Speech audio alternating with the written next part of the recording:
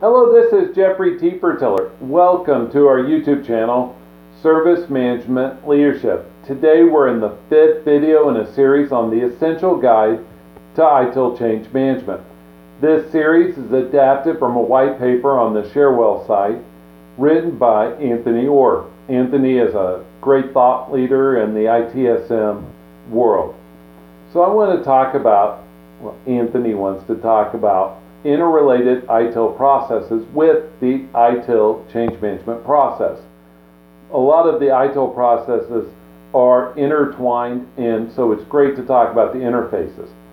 First, before we get started, I want to mention that down in the playlist, down in the description below, is a playlist to other change management videos. So let's talk about some of these interfaces. Number one, problem management. In order to resolve a problem, changes are required to implement workarounds and to resolve the known errors. Problem management can submit a request for change to resolve an error to the IT infrastructure that's causing problems or incidents. Problem management can use normal, standard emergency change process. In any of those cases, an RFC, a request for change, is needed. Number two, configuration and asset management. Change management relies on the configuration management information in the CMDB when assessing the impact of a change on the IT infrastructure. It's essential that these CIs impacted, that we understand the dependencies, the relationships with other CIs. Third, release and deployment management.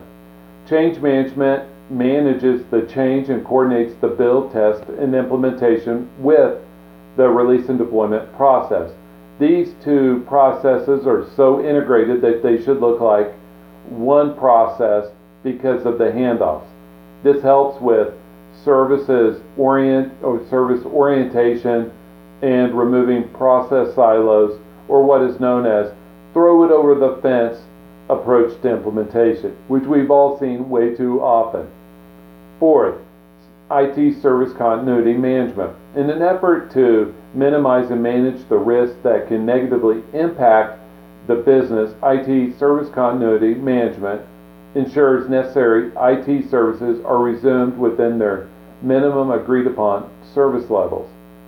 Fifth, security management. Each change that occurs should be evaluated for its impact on your organization's security.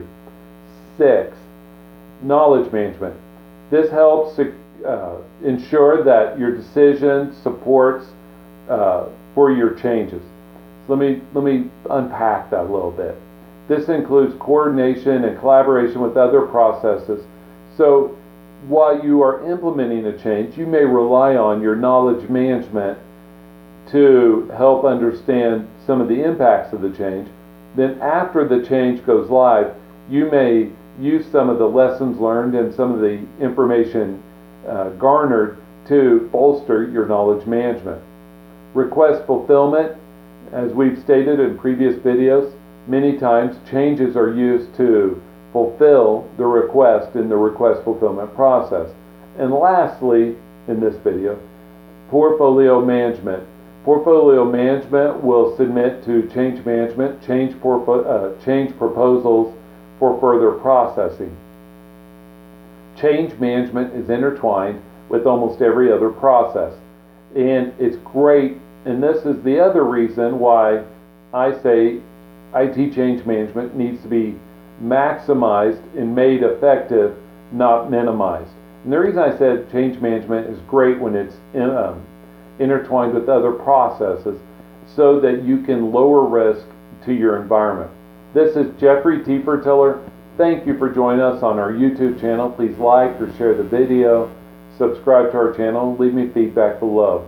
Also, check the description below for a link to playlists for other ITIL change management videos.